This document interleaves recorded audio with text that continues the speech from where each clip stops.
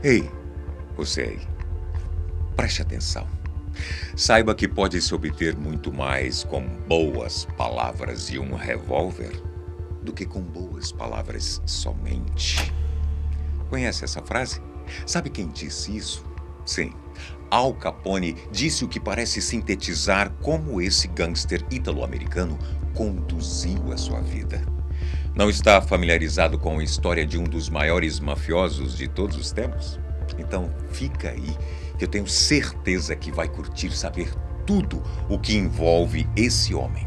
Eu sou o Bocco, o sétimo filho, e seja muito bem-vindo ao canal.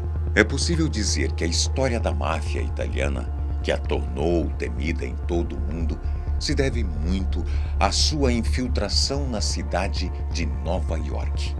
Desde 1931, 5 famílias italianas dominaram a máfia nessa cidade. São elas família Bonanno, família Colombo, família Gambino, família Genovese e família Lucchesi. Mas antes delas, haviam outros mafiosos que dominavam a área. Um deles era Frank Yale, o homem que se tornou o grande mentor de Al Capone. Alphonsine Gabriel Capone, mais conhecido como Al Capone, nasceu em 17 de janeiro de 1899 no Brooklyn, Nova York.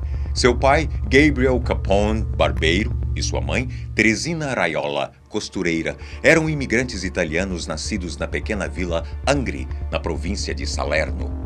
Al Capone cresceu convivendo com quadrilhas durante a juventude em Nova York e, aos 14 anos, chegou a ser expulso da escola onde estudava após agredir uma professora.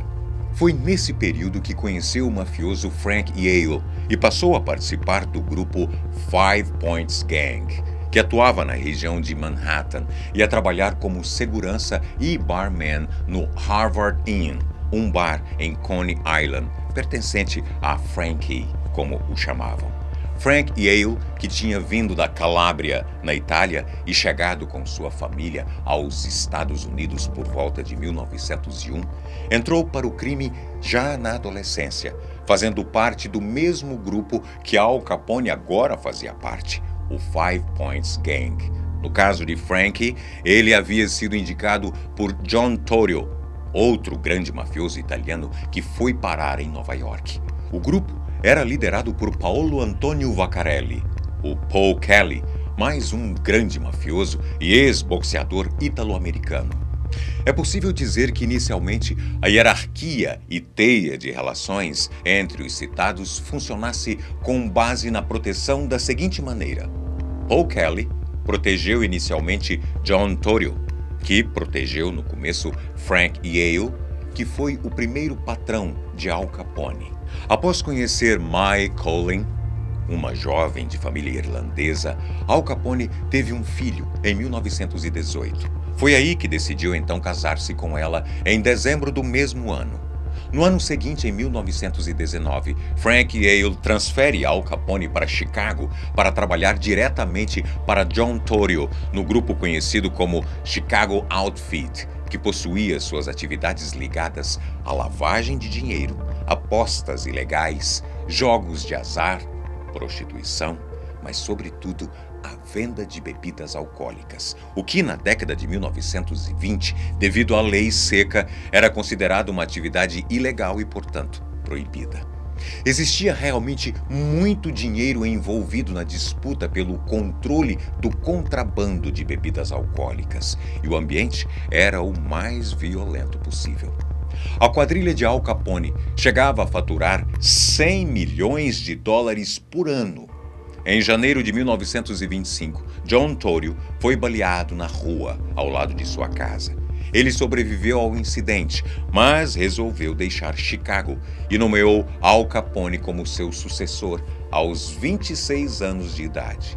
Nessa idade e nessa altura do campeonato, Capone se tornou um homem temido e passou a virar uma verdadeira celebridade. A imprensa lhe deu o apelido de Scarface, em função das cicatrizes que marcavam seu rosto. O incidente que lhe rendeu a cicatriz ocorreu em 1917, em sua época de barman, segurança do Harvard Inn, fruto de uma briga em que Al Capone teria insultado uma cliente e teve seu rosto cortado pelo irmão da mesma. Al Capone odiava o apelido, mas gostava de ser percebido como uma celebridade. Em 1929 foi nomeado um dos homens mais importantes do ano, juntamente de personalidades renomadas como o físico Albert Einstein, o líder pacifista Mahatma Gandhi. E agora você deve estar se perguntando o porquê, que eu lhe explico. Observe essa cena. Essas fotos são da década de 1930, durante a Grande Depressão nos Estados Unidos, quando milhares de pessoas ficaram desempregadas. Nas imagens, dezenas de sem-tetos e desempregados se reúnem em fila para receber um pouco de café, rosquinhas e sopa de forma gratuita. Na época, se noticiou que esse restaurante de Chicago atendia de forma gratuita 5.000 pessoas e servia até 120.000 refeições.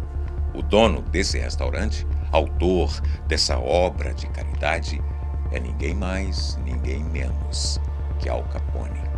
Ele administrava bem sua imagem e seu poder de influência, mas era um homem violento.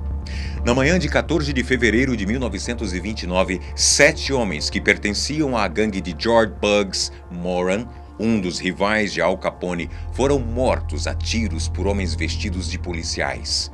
O crime ficou conhecido como o Massacre do Dia de São Valentim e chocou o país.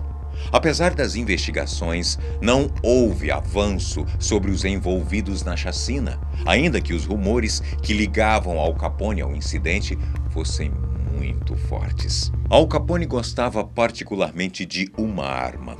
Você já deve ter visto ela por aí em algum filme sobre a máfia. Era a submetralhadora Thompson, que ele costumava carregar numa caixa de violino e carinhosamente chamava de Tommy Gun. Tendo origem na Primeira Guerra Mundial, esse instrumento leve e potente conseguia disparar 25 balas em 1 minuto. Era vendida por $200 e fazia a alegria de gangsters como Al Capone. Curiosamente, Al Capone nunca foi preso pelos assassinatos que envolviam o seu nome. Só conseguiu ser detido em 1931 por sonegar impostos. Parece piada, mas é verdade. Uma vez preso, o inimigo número 1 dos Estados Unidos foi sentenciado a 11 anos de cadeia. Após ser diagnosticado com sífilis, Al Capone foi solto em novembro de 1939 e foi submetido a vários meses de tratamento no hospital de Baltimore. Morreu na sua casa, na Flórida, aos 48 anos, em 25 de janeiro de 1947, após sofrer um derrame e contrair pneumonia. Você já conhecia essa história? Que outro mafioso você gostaria que tivesse a história contada aqui no canal? Conta pra gente aqui pelos comentários. Hoje eu tô ficando por aqui. Se você for novo ou nova aqui no canal, faz uma gentileza pra gente. Se inscreva, ative o sininho das notificações e deixe o seu comentário à vontade. Você não tem ideia do quanto isso fortalece a gente, principalmente para continuar produzindo conteúdo para vocês. Tá legal? Um beijo grande de todos nós aqui no Sétimo Filho. Até a próxima.